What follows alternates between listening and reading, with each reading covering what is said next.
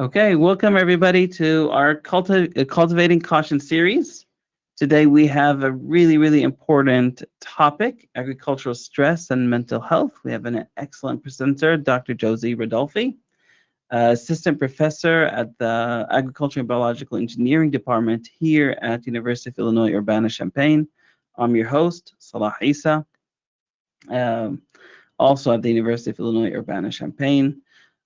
And before I introduce and turn it over, I just want to say happy National Farm Safety Week. Farm Safety Week was something that started with President FDR. So it's been going on since the 1940s.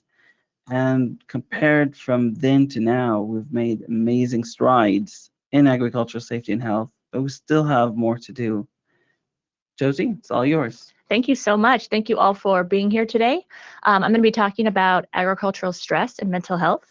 I want to start by acknowledging that we will be discussing mental health conditions and suicide among agricultural populations, and certainly acknowledge that this topic may be emotionally distressing or challenging to listen to. This webinar will be recorded and archived in the event that you need or wish to leave during the webinar. So with that, we're going to go ahead and get started. So our objectives today are really to describe agricultural stressors, and then we're going to make some comparisons between the prevalence or rate of common mental health conditions between agricultural producers and the general population. And then we're going to talk in depth about some of the mental health resources and services that are available in the Midwest, specifically for agricultural populations. And I'm going to be talking about some resources that are very specific to Illinois, but then others that are more readily available throughout the Northwest as one of our larger initiatives here on campus. So to start, we're going to talk a little bit about agricultural stressors, and I have a number listed here on the slide. These are stressors that we consistently hear producers talk about. So we know that fluctuating commodity prices and anything related to farm finances are almost always the main stressor that people experience. But with that, we also hear comments about time pressures, having too much to do or too little time to do it. We know that environmental conditions, whether that be too much or too little rain, natural disasters, etc., certainly contribute to stress for producers. Larger economic issues, things that are happening worldwide that have influence on our commodity prices and finances in general, have certainly started to become more evident as a source of stress. And then, of course, multi-generational farming. And I say this because I think it's a common misnomer that, and I think the family farm has certainly been romanticized in the way that we have several generations working together, and that it's depicted as being this really beneficial, symbiotic relationship for everybody. And the reality is that there are people in this organization, these multi-generations, who experience more stress than others. And when we talk about these stressors, I think what is really important is that when I talk to people who are not familiar with farming, I ask, do you have in your job, and I ask this of myself often, consistent paydays? I know when I'm going to get paid.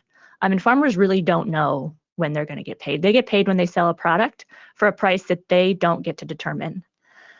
I also ask, whether you have consistent paychecks. So is your amount going to be the same? And I'm quite privileged in that I know every month how much I'm probably going to make. I think a lot of us live in those sorts of situations, whereas again, farmers do not.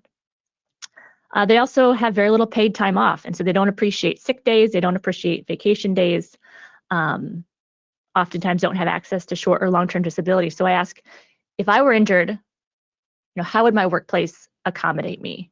And I know that there are systems in place to protect me and accommodate me, whereas a lot of farmers don't have these.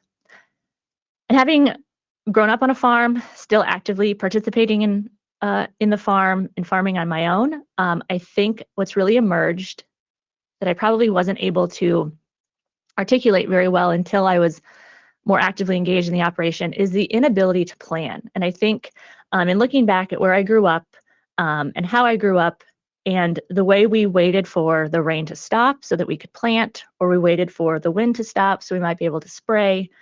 We were always waiting for something. And I think that really creates a situation that's incredibly stressful for farmers and their families, and that they really can't plan that far in advance. You can't even plan financially what you're going to do next year or what sorts of improvements you might make until you know what this year's crop is going to make, or your livestock are going to make, so that you might have any idea of what you might make financially.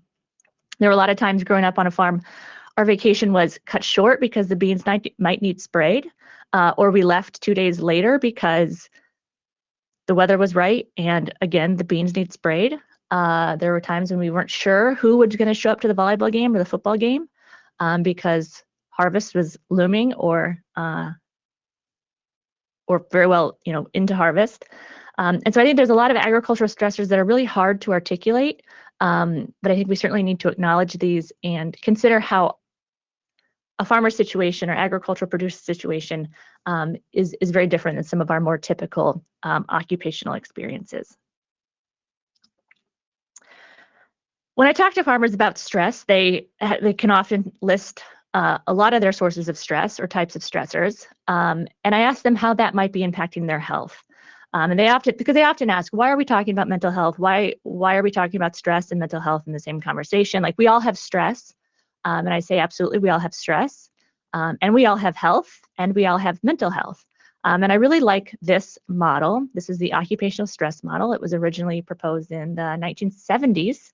And it sort of depicts how, it does depict how sources of stress and chronic stress, when combined with individual characteristics or individual levels of tolerance or perhaps resilience, and combined with extra organizational influences, have an impact on our symptoms of ill health. So they may contribute to changes in our blood pressure, changes in anxiety, changes in symptoms of depression, maybe changes in how we are using substances, changes in cholesterol, all of which then can have long-term impacts on our disease, and they may contribute to physical health conditions or mental health conditions.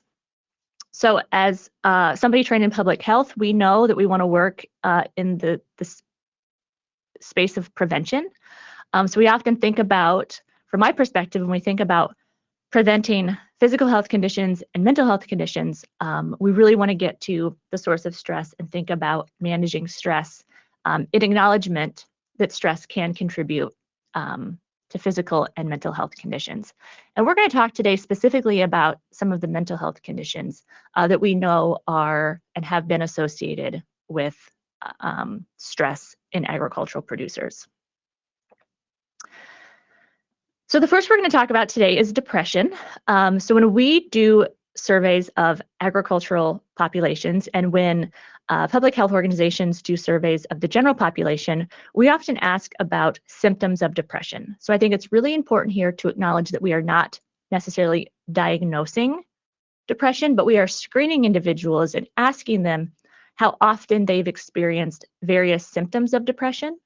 And depending on how often they've experienced those symptoms, we can categorize them as having what we might consider mild symptoms, or more severe symptoms, or even very severe symptoms.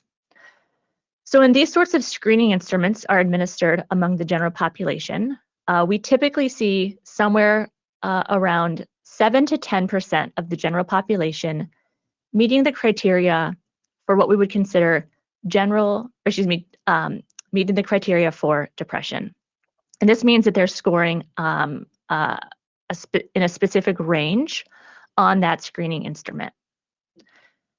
We did see this go up during COVID. We saw the general population estimate increase upwards to 12 or 15%, and there is some speculation that it's starting to go back down. However, various surveys of agricultural producers and farming communities in the Midwest have suggested that the prevalence of depression using similar screening instruments among agricultural producers is somewhere between 6 and 50%. And you're probably saying, Josie, that is quite a spread. And I say you're absolutely right. There is a huge difference between 6% of the population and 50% of the population. I'm going to talk specifically about some of the studies that we've done at the University of Illinois and some that I did at the university, or excuse me, in Wisconsin prior to coming to the University of Illinois. So when I was at the Marshfield Clinic in Marshfield, Wisconsin, we surveyed young farmers in the upper Midwest and found that just over 60% met the criteria for depression. Samples of adult farmers in the Midwest have hovered close to 30 to 50%. And again, all of these are a little bit different because of the timing of the surveys. So we acknowledge, I think those of us that have been involved in agriculture acknowledge that day by day things are changing. So if some surveys are administered in the winter versus the summer, we're probably going to see very different symptoms of depression and anxiety.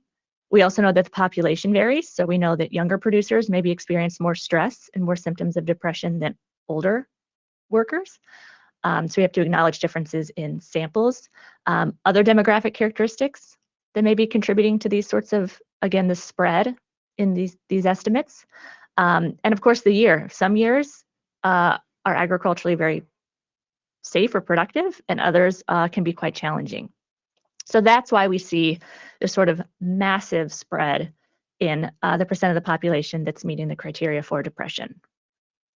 One of our most recent surveys we actually did here in Illinois. And so these are symptoms of depression among Illinois farmers by gender. And you can see that about 30% of men met the criteria for depression and about 40% of women. So again, I talk about differences in demographic characteristics, gender certainly being one that we're interested in. And here we can see about a 10% difference in the percentage of men and women that are meeting the criteria for depression. We compare that to what we know about the general population. It's considerably higher than the 7, or let's even call it 10% of the general population that's meeting the same criteria. So moving into symptoms of anxiety, we use a very similar instrument. And so everything I talked about on the previous slide about how we survey the general population and then how we survey the agricultural population, we try to use very similar instruments. And again, we are screening for symptoms of anxiety and not diagnosing, which I think is very important to acknowledge. So among the general population, we see about 18% of adults meeting the criteria for generalized anxiety disorder or anxiety.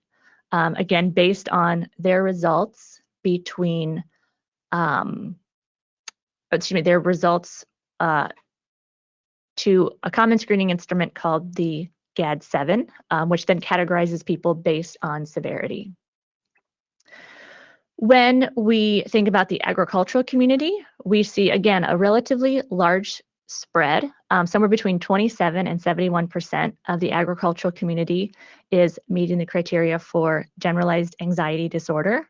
And again, the spread exists because we have what I might consider snapshots into agricultural communities. And so we might have a study that's examined women specifically, or maybe young farmers, maybe focused on a specific state, maybe focused in, again, a specific year or a specific season. So we don't have perfect comparisons, and we really don't have a perfect statistic for the agricultural community. And then we really don't have a perfect comparison to the general population because, again, the timing of these sorts of surveys are not always in sync. So you might be asking, so what's the difference between anxiety and depression? And this is something I would really encourage everybody to look into. There are instruments. I mentioned the first one called the Generalized Anxiety Disorder 7. This is a really short screening instrument that they're administering in most primary care facilities now. It's something you could even kind of self-administer. And it asks about what we would consider 7 very common symptoms of anxiety. So this might be having trouble concentrating, having changes in the way you sleep, perhaps changes in the way your eating habits are, difficulty concentrating, feeling like your thoughts are racing, inability to relax. Those are common symptoms of anxiety. Previously, we talked about depression, and that instrument is called the PHQ-9, the Patient Health Questionnaire 9. And that asks about 9 common symptoms of depression. Those are things like changes in your mood that you've noticed for maybe 2 weeks or more, changes in your motivation, having a loss or interest in things that you previously were really excited about. And the ninth question there is thinking that it would just be better if you weren't around, or thinking that you might be better if you weren't around. So that's very much getting at suicide ideation. When we look at symptoms of anxiety among Illinois farmers by gender again, we see that about 40% of the sample met the criteria for anxiety. And the difference here is that we don't see that 10% difference between men and women. And we see that men and women report similar symptoms of anxiety at a similar proportion. So we are going to talk a little bit about suicide and suicide risk. So I first want to say that the data we have around suicide is a little bit challenging. A lot of the information we have about suicide comes from death certificates, obituaries, law enforcement reports if they're available, and it requires some cooperation among various entities to sort of respectfully and hopefully thoroughly aggregate that information so that we might be able to use it for public health purposes. But we know about men specifically is that the general population, we see the suicide rate for men at 27.4 per 100,000. And we consider the agricultural community, again, men specific, the suicide rate is 36.1. So you can see it is a little bit higher. My colleague and I analyzed national data from the CDC to compare suicides among agricultural communities among agricultural producers, defined as crop and livestock producers, against the general population. And what we really found as risk factors for agricultural producers were being older. So we found that farmers who died by suicide were more likely to be older than the general population, specifically 65 or older. And they were more likely to have experienced a physical health problem. And there's information about legal problems in the data set. There's information about financial problems, relationship problems.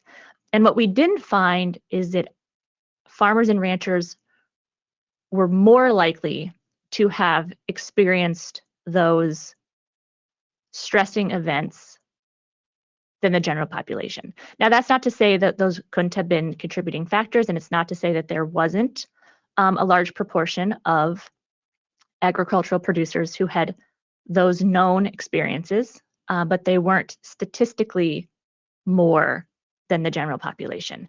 And the reality, I think, behind that is that there are a lot of people, farm, rancher or not, that experience legal issues, troubles, financial problems, etc.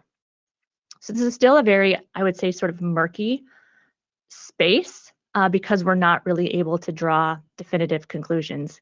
The data is not perfect, and it's unfortunate because it's I think a major priority among some of us to try to prevent suicide among agricultural communities and all communities.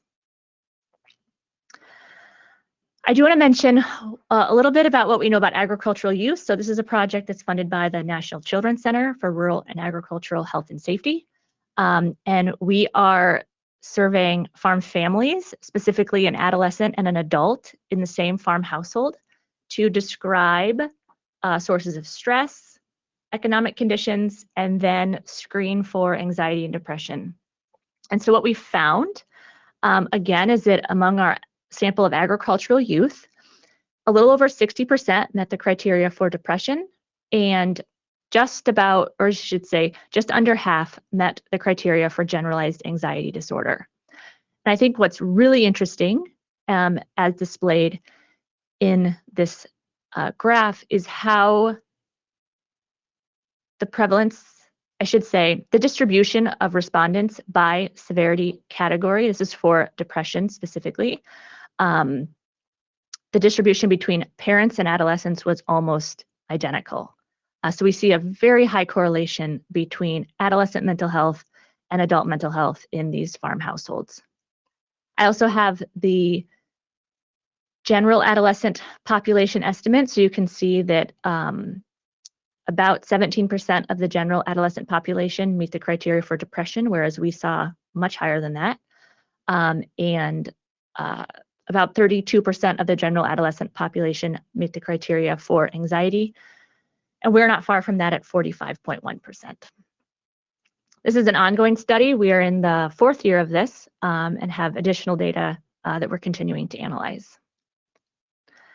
I also want to acknowledge the mental health of farm workers. And so we know that farm workers experience poor mental health as well. We know that about 30% report symptoms of depression when using similar instruments that we've used to screen the general population and agricultural producers.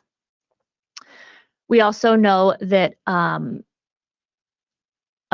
male agricultural workers in California, 22% were found to have symptoms of nervois, which is a condition of a stress condition that's common to Hispanic cultures. It's might be similar to what we might describe as anxiety. However, there's sort of very specific symptoms that are associated with nervois, and it's a term that's very common to, like I said, Hispanic cultures. We also know that about 50% of agricultural farm workers may be at risk for alcohol misuse. I think what's really important to acknowledge is that the farm worker experience and the farm owner-operator experience is very different. I spent a long time talking about some of the stressors that we typically hear from agricultural producers, but those are not necessarily analogous to farm workers. And so we know farm workers often experience low wage. Some live in some standard housing. We know that some have limited access to food. So we're doing a lot of outreach to farm workers in Illinois right now. And I was very surprised in doing outreach. We often take safety related materials and we think about, okay, what do farm workers need to be safe while they're at work? And in talking to them, we learn about that they're new to Illinois and they're not sure where to get food or how to get food. They maybe haven't worked yet, so they don't even have a paycheck. They may not have transportation to food or other sorts of healthcare spaces or other places they want to be. These are the reality for a lot of these farm workers, things that a lot of us probably take for absolute granted, the ability to access food and drive ourselves wherever we want to go. We know they also have barriers to accessing healthcare and then experience social isolation. So they maybe are traveling great distances from their family, living apart from their family or friends to contribute to our workforce. But it's certainly not an ideal situation. And those conditions we know have tremendous impact for not just mental health, but physical health. And there's a quote on the screen from the National Advisory Council on Migrant Health, really emphasizing the need for more care, more resources for farm workers who are contributing to our economy in a massive way, but are really not being served by a lot of our service organizations. So with that was all a bit of a downer, I acknowledge, but I really want to take some time to talk about some of what I consider to be really important and exciting farm stress-related initiatives that Illinois Extension is participating in. So the first I want to talk about is the North Central Farm and Ranch Stress Assistance Center, which is coordinated at the University of Illinois through funding from USDA. This is a 12-state 19 partner now, collaborative that is working to expand resources and services to agricultural producers, farm workers, and others who support people in agricultural populations. So we operate in these sort of 5 major areas. I'm going to talk today about some of the activities related to professional behavioral health services, some of our training programs. We expand telephone helplines and hotlines, and then we do facilitate support groups. So like I said, this is a 12-state partnership with 18 or 19 organizations now. We have participation from the 12 cooperative extensions in our region, which is fantastic. We know Extension is a trusted organization in a lot of states, and it's recognized in a lot of communities. We also have partnership from specialty organizations that are serving specific producers, farm workers, etc. So this is one of our most recent partner slides, but I acknowledge that we actually have a brand new partner that's joining us for this next year of funding. So in terms of telephone helplines and hotlines, we partner with the Concern Hotline out of Iowa State University Extension. And this is a hotline that's been around since 1985. It was really developed out of the farm crisis, in acknowledgement that farmers needed a place to call. Individuals can call this line and talk about agricultural situations, legal situations, seek financial assistance, of course, stress response. It's available 24 hours a day, 7 days a week, 365 days a year. It's available in multiple languages, and they do have a text and email option. And we see that the Concern Hotline receives upwards of 10,000 contacts per year. We are not the only USDA Farm and Ranch Stress Assistance Network that acknowledges that the Iowa Concern Hotline is one of the, what we think, a great hotline in that's available to agricultural producers, and other regions have also partnered with this line as a way for their producers and agricultural workers to have access to the resources they need. This hotline, though it used to be called the Iowa Concern Hotline, is available nationwide. We do have some state-specific hotlines, and those you can find all of those at our website at farmstress.org. So if you're looking for something that's a little bit more state-specific, I would encourage you to go to farmstress.org and look for resources. You can search by state. You can also search by specific. There's specific keywords that you might be able, that you can search for to find exactly what you're looking for. This website has 170 unique ag-specific resources. And what's really challenging, I think, there are state-specific hotlines, which we certainly encourage you to call. We have a couple of more national or regional hotlines. And I think what's challenging there's a lot of conversations right now about hotlines. And hotlines, thankfully, don't know state boundaries. And it's really, it can be a challenging logistically to figure out how a hotline is going to operate, and how often it's going to be staffed, and what the training of that staff might be, or their expertise. We've seen a lot of hotlines emerge. We've seen a lot of hotlines collapse or close.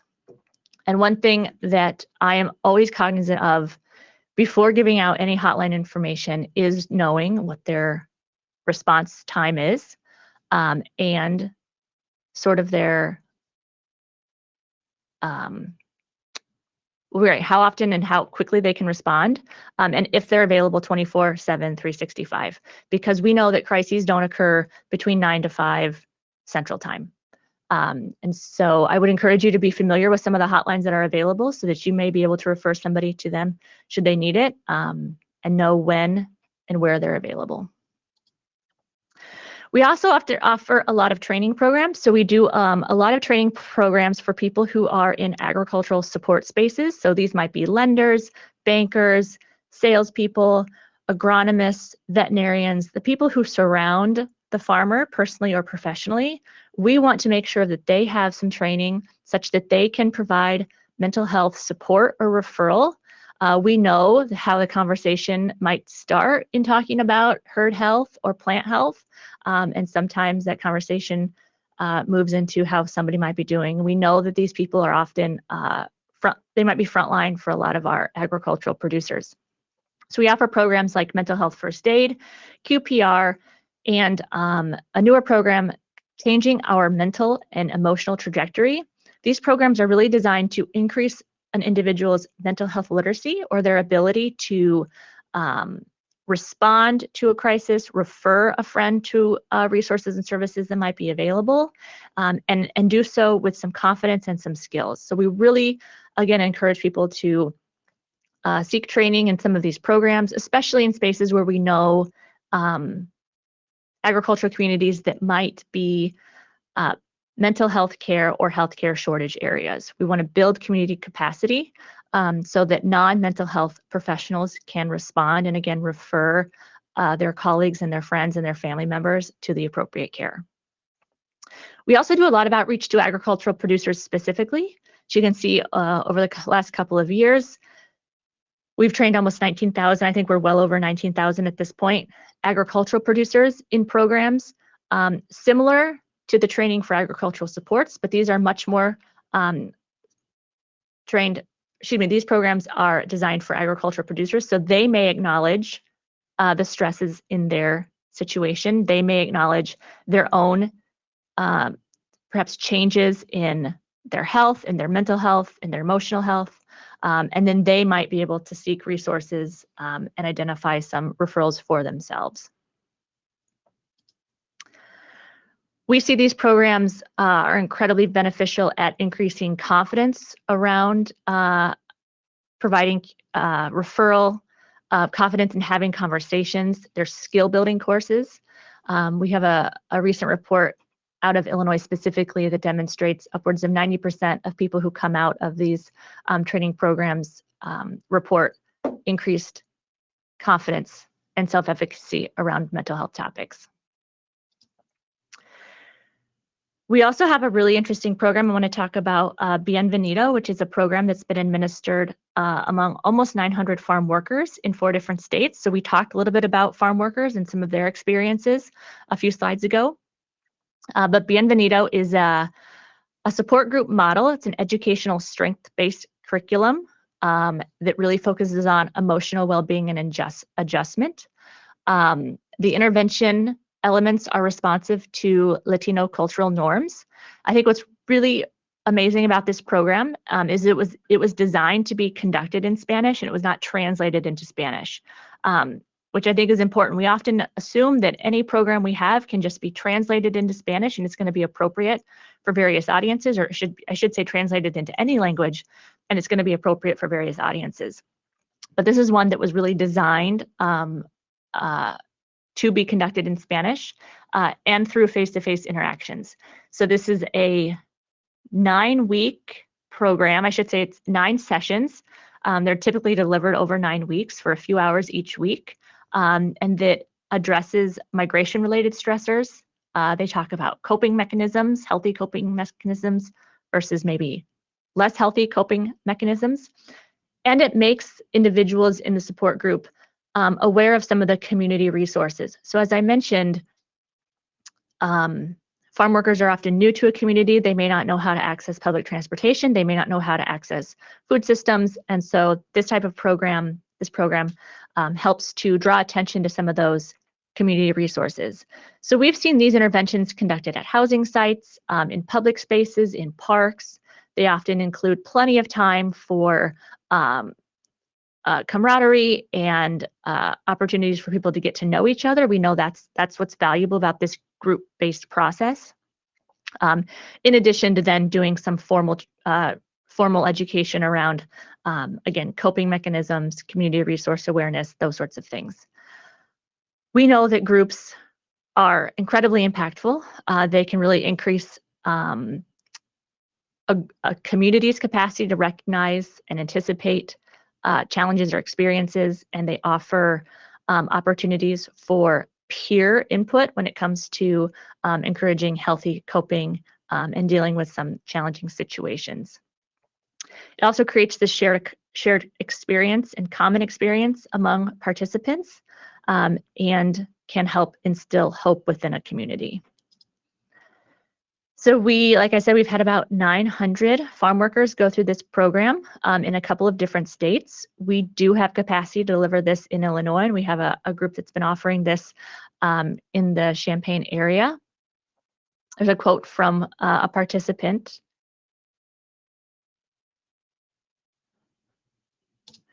And the last thing I'm going to talk about, which is another, I think, really exciting space for extension to be supporting, is professional behavioral health services. So we have a number of states in the North Central Farm and Ranch Stress Assistance Center that are offering low or no cost professional behavioral health services. So this might be through a voucher program.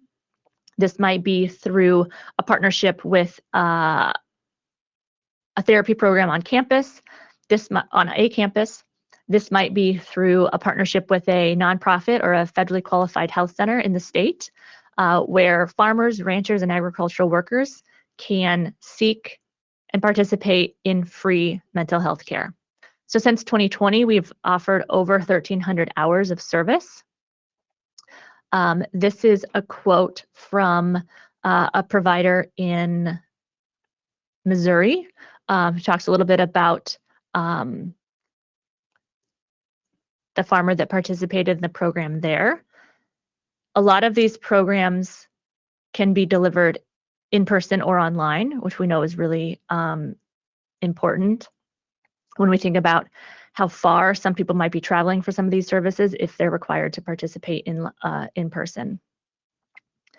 I want to talk specifically about the Illinois Ag Mental Health Voucher Program. So this is a partnership we have with the Illinois Department of Agriculture, and it provides 3 vouchers for professional behavioral health services with one of our partnering providers. So the way it works is that a farmer or a rancher or somebody in an agricultural family or farm worker can request a set of vouchers online, and the website is there at the top of the screen. You can also Google the Illinois Ag Mental Health Voucher Program, and it's one of the, I think it is the top search result. But you request a set of vouchers, and we email a set of 3 vouchers in addition to our partnering provider directory. So this is the list of individuals who have agreed to provide services through our program. So you can't just seek any mental health care provider. You do have to find somebody who is participating in our program. But I'll talk a little bit more about the types of providers we have on the next couple of slides. The vouchers are then redeemed with the provider, and we at UIUC, or University of Illinois, reimburses the provider. So there's no exchange of financial information, of insurance information between the provider and the patient, whether that's a farmer, farm family member, farm worker, etc. We know that affordability is a barrier to mental health care in Illinois, and we really wanted to reduce as many barriers as possible by making sure that there was no exchange of money between the patient and the provider. So in the last year, this program has been really operating for about 15 months now. We have had 204 individuals request vouchers. We've had 35 individuals, request additional vouchers. So we do not have a limit on the amount of voucher requests that can be made from the same person. We are only bound by basically the grant funding. So when that's out, we're done.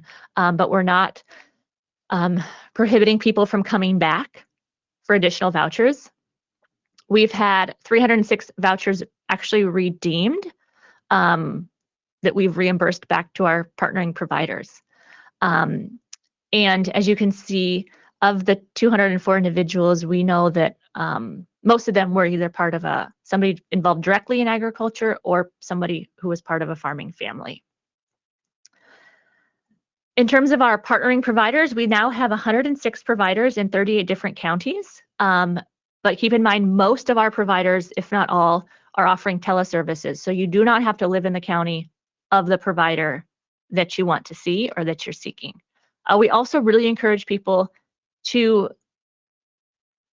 seek out a provider, have an experience with them, but if it's not a good fit, consider somebody else. I think it's maybe not typical for us to think about provider hopping, but in the mental health service space, it's actually quite common. So we encourage people to find somebody who's a good fit for them. We do have 2 Spanish-speaking providers, so we're really working on expanding access to this service to non-English speaking patients potentially.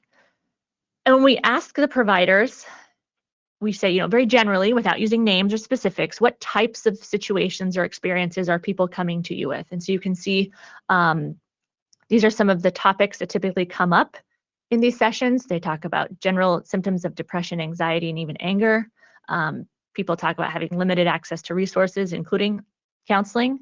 There's family and marital stress that's brought up. Of course, worries about grain, meat production, and income instability. And then even people who are seeking these services because they didn't want to disappoint their family with their own concerns. And so there's a lot of reasons people might seek out the providers, none of which there's no good or bad reason, but we really encourage you to take advantage of this program or let others know about this program should it be beneficial to anybody. So with that, I certainly want to acknowledge our funding agency. We're funded through USDA NEFA under 3 different projects. If you have any specific questions about today, I'd be happy to take those. Otherwise, please feel free to contact me or a member of our team. We're always looking for ideas. We're always looking to collaborate. We really are interested in serving the needs of agricultural producers and workers in our state and in the 12-state region. Thank you. Thank you very much. Thank you. That was really informative, really helpful. Just as we're open for questions, we have about 20 minutes for questions. I'm just going to thank my sponsors while you type out those questions, and we'll go there immediately. First of all, our Cultivating Caution series, they're available online at Farm Safety, extension.illinois.edu/keywords/farm safety, or you can use that QR code to find us easier, or to register actually for future events. So we have just 2 more events after this: Resources for Farmers in Crisis and Future of Ag Safety. So would love to continue to have you guys here, and hopefully in November we'll announce our plans for next year as well. I want to really thank our FarmDoc sponsors. They are essential in making this happen and continue to support these efforts here to conduct these webinar events. I would like to thank our FarmDoc educational sponsors, College of ACES, the Department of Agriculture and Consumer Economics and Illinois Extension, the Gardner Agricultural Policy Program, and FBFM. Thanks for continuing supporting our program here. As a reminder for everyone, these webinars are archived, and you could easily go to farmdocdaily.illinois.edu to be able to access them, or use a QR code to find them as well. And let's jump into our questions. So we have a few questions here. So our first question is, how do you suggest working past negative mental health stigmas from individuals in agriculture? Yeah, this is a really good question. Unfortunately, we do still see stigma as one of those barriers that farmers experience to participating in or seeking out mental health care. So there's a couple of things I do. So as somebody who's lives half my time in a very agricultural community, I really try to normalize conversations about mental health first. So I think what's really important to acknowledge is that we all have mental health in the same way that we all have physical health. And so when you ask somebody how they're doing, they often maybe say, oh, it's the knee, it's the hip, it's this, it's that. And then I often ask, well, how's your head or your heart, right? And so then we can start having conversations about what's going on with them from a non-physical perspective. The other thing I really like to do is we can start by, and again, normalizing these conversations, is if you are worried about somebody, they need to talk, but you're not sure how to start the conversation, I really normalize the situation that maybe a lot of us are in. And so you can start by saying, oh, it's been a really tough spring, or, oh, these commodity prices are just, they had me in the dumps, how are you doing? So if you normalize the experience and you maybe start sharing your own experience and how you're coping or the sort of challenges you have, you might start to break down some of that stigma. I've had people say, so what are you now, my therapist? Or what are you now, a therapist? And I say, no, I'm just your friend, right? So we just really try to like normalize the conversations we're having, talk often, about stress and mental health and physical health so that these topics can exist in the same space with the same amount of weight. We do see, I am encouraged by some changes in stigma that I think we're experiencing. I think younger producers are much more willing and interested to talk about mental health services, talk about what they need, what their experiences are like. And so that's why we are just trying to be out and about as much as we can. And our partners are doing the same. We're at farm shows as much as we can. We're participating in extension events as much as we can. We're handing out items that say mental health as a way of, again, just to normalize the idea of carrying around something, whether it's a bag or a tablet or a stress ball, that acknowledges Illinois' farm stress efforts, or the North Central Farm and Ranch Stress Assistance Center. So those are a couple of ideas. We're always looking for more ideas. It's something I think we're going to continue to be challenged by, but I do feel a bit of optimism, just given the interest we see. And even, USDA saying we acknowledge that this is an issue. We need to fund some programs around this. Like that's somebody acknowledging, somebody massive that's decided to acknowledge the experience of agricultural producers and do something about it.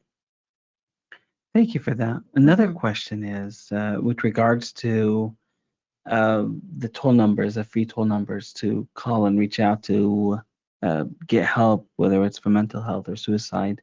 You've said a great statement. You've indicated that they tend to go in and out all the time, and you're trying to focus on just the ones that are available 365 days, 24 hours a day. My question is, how do you go about evaluating such a system? That's a very good question. That's the question, I think. So I do want to say the most reliable phone line that we have is 988, and that's the National Suicide Prevention Lifeline. And it's if you're going to remember no other phone numbers, do remember 988. I think I failed to mention that in the webinar, but that is probably the go-to. But you raise a really good question, Salah, and it's something, our funders want to know, how are people using these? How are they impacting an individual? That's so challenging to do. A lot of people call a phone line for the anonymity. So they don't want to take a huge intake form and then have a phone line experience and then have some huge outtake form. They certainly don't want to be asked, can we call you in a month to see how you're doing so we can see how this phone line did? Again, people call, they appreciate the anonymity. It's something they can do any time of the day.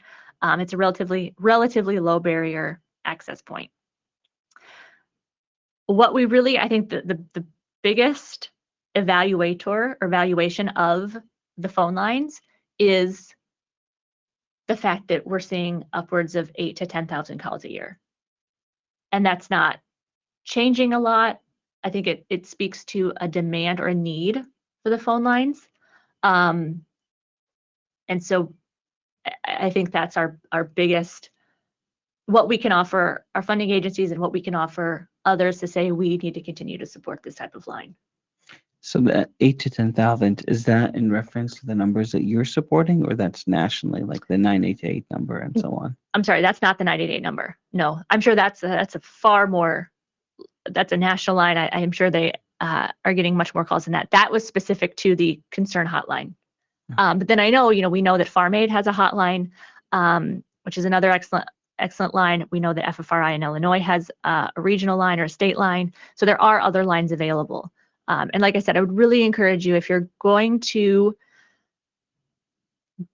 build your own toolbox of what's available so that you have it for yourself or for somebody else, certainly consider 988, and then have one or two additional lines that you're able to hand out to others. Now that's very helpful. Talking about these questions reminds me of a personal experience. 2 years ago, we've had to call one of those numbers because we knew somebody who was struggling, and with it happening so suddenly, it was completely flat-footed. Because when you go online, a lot of the numbers they provide tend to be out of date, or they take you down to voicemails. Yes. And it was a struggle to try to get the help. Right, and that's person. exactly, that's why we say don't wait until you need the line to have it in your phone. Be aware of what's available for you. I would encourage anybody to call these lines, practice dialing them, practice talking to this person, the person on the other end of the line, such that then you can give and know that experience for somebody else. So if you were to, let's imagine you had a friend who was struggling, you say, hey, let's call the Iowa Concern line. They talk about stuff like this all the time. And that person might say like, well, what are they going to say to me? Like, well, they're probably going to answer it and they're going to ask, they might ask you a few questions. But as somebody who, if you've been through that, whether you need it or not, if you've gone through the process of calling, talking to that person, understanding what the answering experience is going to be, you can better then prepare, like I said, your friend, your colleague, whomever it might be, to do the same. And you can be right there with them. You can ask, do you want me to dial for you? And you can say, I've done this before. Like, we really start to normalize calling these kinds of lines and participating in these sorts of resources. Really appreciate that. We see also some comments on the chat where they're saying thank you. Oh, thank you. So thank you again. Thank you all for being here today. I really appreciate it. Yeah, absolutely. And this is our last question. So we're out of questions and I guess we're ready to go. Awesome. Thank you so much. Thank you.